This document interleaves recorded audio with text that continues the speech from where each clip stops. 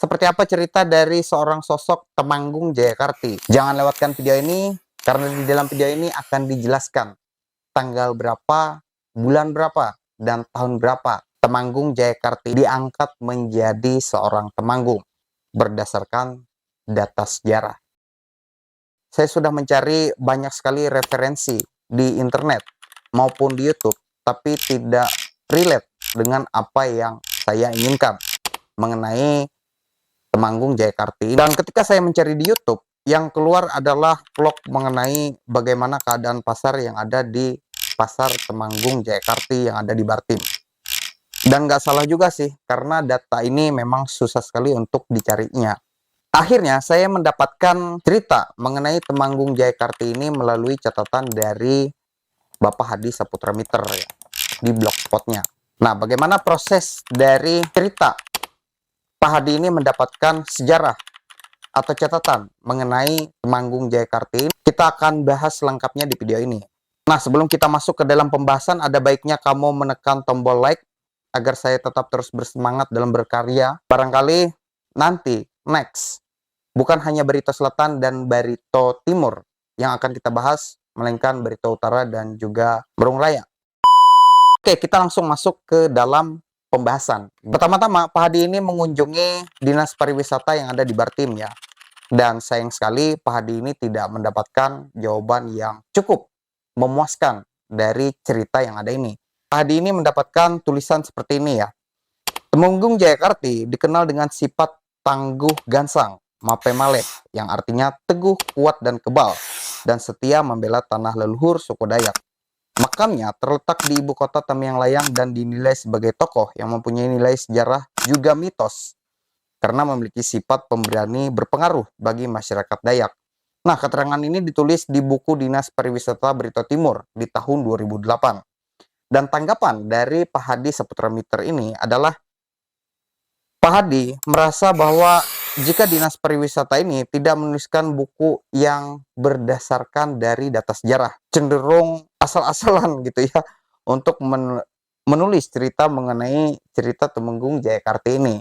Yang diinginkan dari Temenggung Jayakarti atau saya gitu ya, cerita mengenai Temenggung Jayakarti ini seperti kita mengetahui cerita tentang Putri Mayang dan juga Uria Mapas. Jadi seperti itu yang kita cari gitu mengenai Temanggung Jayakarti ini, sehingga namanya banyak sekali diabadikan menjadi nama pasar atau nama jalan. Karena ketidakpuasan tersebut membawa Pak Hadi ini untuk langsung bertemu dengan keluarga atau keturunan dari Temenggung Jayakarti ini yang ada di Barito Timur gitu ya. Dan akhirnya Pak Hadi ini mendapatkan 2 poin dari pertemuan ini, yaitu yang pertama, nama asli dari Temenggung Jayakarti ini yaitu adalah Jailan yang berasal dari Desa Patai. Kemudian poin yang kedua adalah keluarga besar dari Temenggung Jayakarti ini masih ada dan bernama keluarga Belantan gitu ya, dan ada di Tamiang Layang.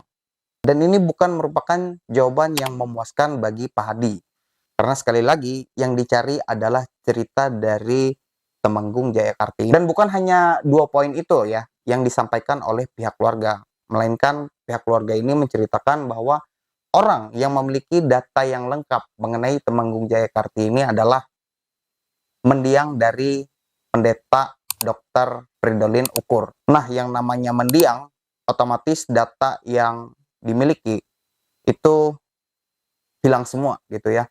Syukur-syukur kalau tertulis. Yang menjadi disayangkan itu adalah apa yang melekat dan tidak sempat tertulis mengenai Temanggung Jayakarti ini. Karena keadaan inilah pihak keluarga menyarankan Pak Hadi ini untuk mendatangi satu orang lagi, yaitu Bapak Satria Indra, yang mungkin memiliki data yang sama seperti Bapak Pendeta Fridolin Ukur. Singkat cerita, Pak Hadi ini langsung mendatangi dari Bapak Satria Indra ini, dan setelah beliau mendatangi Pak Satria, ternyata Pak Satria ini tidak berada di tempat dan sedang dalam keadaan berobat gitu ya di Tanjung Tabalong karena kondisi katarak mata, dan mengharuskan beliau untuk menjalani pengobatan di Tanjung Tabalong itu di tempat anaknya. Hingga akhirnya Pak Hadi ini memutuskan untuk bertemu satu orang lagi, di mana dia bisa menanyakan data mengenai Temanggung Jayakarti, yaitu adalah mantan dari Kepala Sekolah SMA Negeri 1 Tamiang Layang yang bernama Bapak Dr. Andes Karno A. Dandan. Memang tidak banyak data yang didapatkan dari Bapak Karno ini, tapi Pak Karno ini menyimpan sebuah catatan kecil, yaitu sebuah manuskrip gitu ya. Manuskrip yang berisi jereh atau silsilah dari keturunan Temanggung Jayakarti yang sempat dituliskan oleh Pendeta Pridolin Ukur semasa hidupnya. Dan catatan ini membawa ke petunjuk-petunjuk lainnya. Sehingga Pak Hadi ini memiliki petunjuk baru untuk mendapatkan cerita dari Temanggung Jayakarti ini melalui arsip-arsip Belanda yang dia miliki.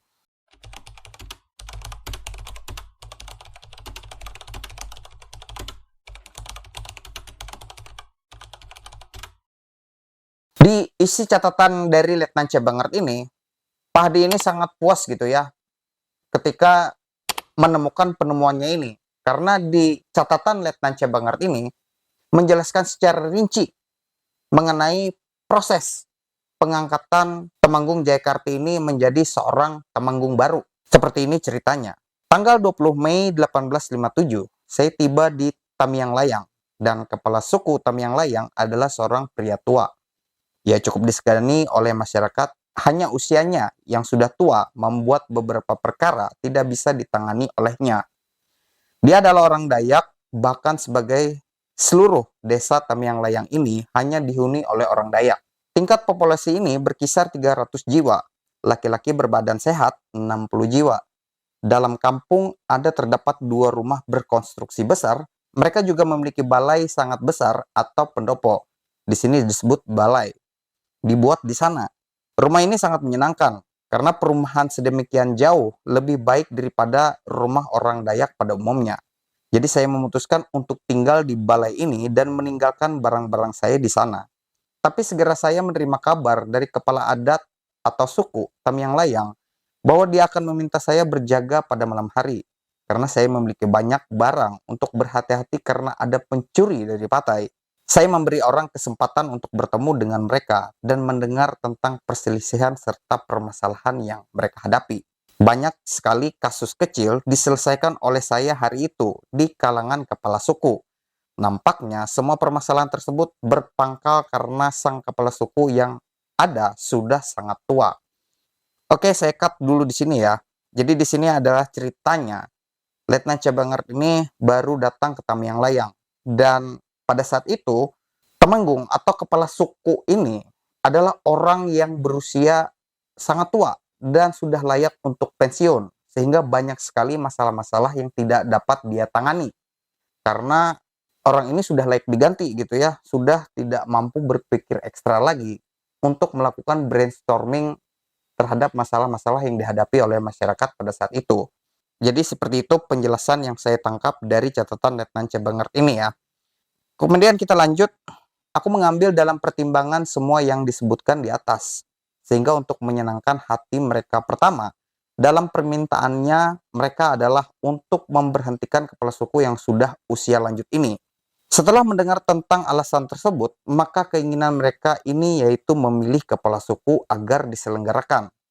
Saya ditunjuk untuk pertama kalinya kepala suku dan akhirnya yang terpilih adalah seorang laki-laki yang berasal dari kampung Kiri, distrik Patai, untuk menjadi kepala kampung suku Tamiang Layang, diberi gelar Temanggung Jaya.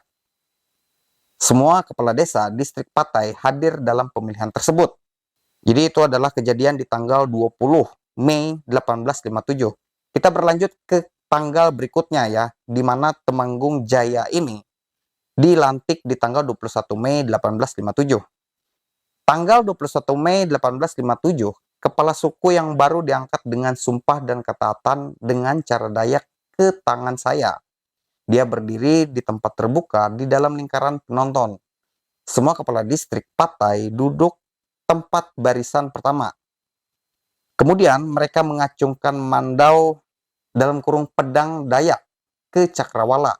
Ia memohon kepada dewa dan hantu bersaksi bahwa ia akan ketaatan kepada pemerintah dan keadilan untuk rakyatnya akan diberikan. Kemudian dia berjongkok Selanjutnya, Mandau diletakkan di atas kepalanya, dan dia menyatakan siap mati untuk keadilan. Selanjutnya, dia berdiri. Kemudian datang kepadanya semua kepala desa dan menyentuh dada dan tangan dengan lehernya. Kemudian menyerahkan ayam yang baru dibunuh, yang ada di tangan mereka masing-masing. Hal ini dijelaskan kepada saya untuk menjadi tanda bahwa para kepala desa tunduk kepada perintahnya. Akhirnya, beberapa wanita tua mendekati Temanggung yang baru serta menaburinya dengan beras kuning. Dengan ini, upacara selesai. Itu dia catatan dari Letnan Cabangert mengenai bagaimana proses pemilihan dari seorang Temenggung dan juga bagaimana proses dari pelantikan dari Temenggung yang sudah terpilih tadi. Dan bukan hanya itu saja ya, temuan dari Pak Hadi ini yaitu adalah catatan dari seorang misionaris, dan di sini menceritakan kedekatan seorang Temenggung Jayakarti dengan orang-orang Eropa di masanya. Singkat cerita, catatan ini adalah seorang misionaris yaitu Klemer untuk pertama kalinya melakukan kegiatan penginjilan di Tamiang Layang. Dan arsip ini adalah berupa surat di mana Klemer ini melaporkan kegiatannya pada saat penginjilan ke badan misi di Berman, Jerman pada saat itu.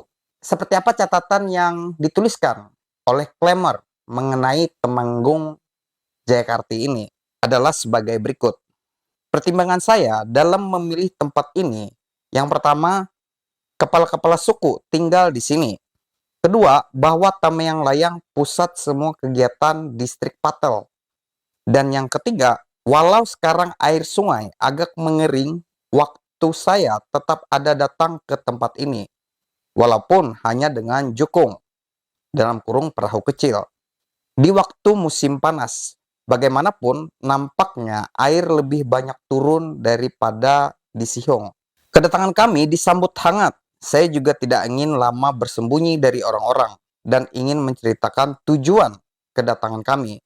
Tempat kediaman kami diberikan oleh Temenggung, dan tanaman yang di sepanjang jalan pun boleh kami petik untuk kebutuhan kami. Karena itulah mengapa Tamiang Layang bukan Sarapat atau tempat lain tentang, karena kami juga tidak lagi diragukan.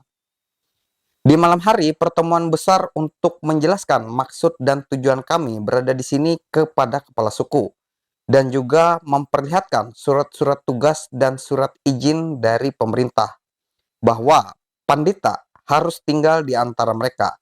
Kami juga menyampaikan firman Tuhan. Tidak ada yang membantah, hanya Temenggung itu memohon agar menentukan sebuah hari di mana ia dapat memanggil kepala suku dari tempat-tempat lain. Dan kemudian, untuk membahas masalah ini dengan mereka, mungkin seharusnya tidak menentang apa otoritas perintah mereka. Nampaknya ini menjadi hadat, dalam kurung custom. Akan lebih baik kalau hal itu bisa dilakukan sekitar 8 hari kemudian. Karena kemudian mereka akan melaksanakan acara besar mengenai permintaan kami tersebut. Dan kami berjanji untuk kembali setelah 8 hari. Maka Temenggung akan membantu menyediakan orang-orang dalam kurung untuk menebang semak segera 8 hari. Di balai dalam kurung bangunan terbuka. Malam harinya ada lagi pertemuan besar. Kerumunan besar hadir di balai itu merupakan pemandangan yang luar biasa. Puji Tuhan, semuanya berjalan seperti yang diinginkan. Hanya Temenggung mengatakan bahwa ia merasa kasihan dengan anak-anak dari Sangarwesi. Agak jauh untuk anak-anak tersebut untuk bisa ke sekolah. Bagaimana jika mereka sedang dalam perjalanan dan mereka ketakutan di jalan karena suara burung atau binatang hutan? Maka mereka kembali pulang karena ketakutan. Apakah mereka kemudian akan dihukum? Tapi untung saudara Deninger bisa memberikan penjelasan dengan mengatakan hal tersebut akan mereka pertimbangkan dan semua itu bisa diatur nanti. Seekor babi akhirnya kami beli seharga 140 sen, kemudian diberikan untuk dimasak dan dimakan bersama. Karena kami mengadakan pesta besar untuk 80 orang yang hadir. Dengan tanganku, aku memainkan harmonika dan disambut dengan sukacita karena nampaknya musik ini tidak pernah dilihat dan didengar oleh mereka. Jadi itu adalah catatan dari Klemer mengenai cerita penginjilannya di Tamiang Layang untuk pertama kalinya. Bukan hanya di situ saja, meletusnya Perang Banjar pun Temenggung Jayakarti ini ikut berkontribusi dalam melakukan pengepungan gunung di Tongka, yaitu dengan memberikan support pasukan sebesar 176 orang dari distrik Patai yang dia pimpin. Sayangnya, foto atau sketsa dari Temenggung Jayakarti ini masih belum ditemukan keberadaannya. Di akhir dari tulisan ini, Pak Hadi memberikan pendapat mengenai cerita dari Temenggung Jayakarti ini. Memang tidak bisa dipungkiri, Temenggung Jayakarti dan keturunannya mengambil kedudukan penting dalam pentas perjalanan sejarah di Tamiang Layang.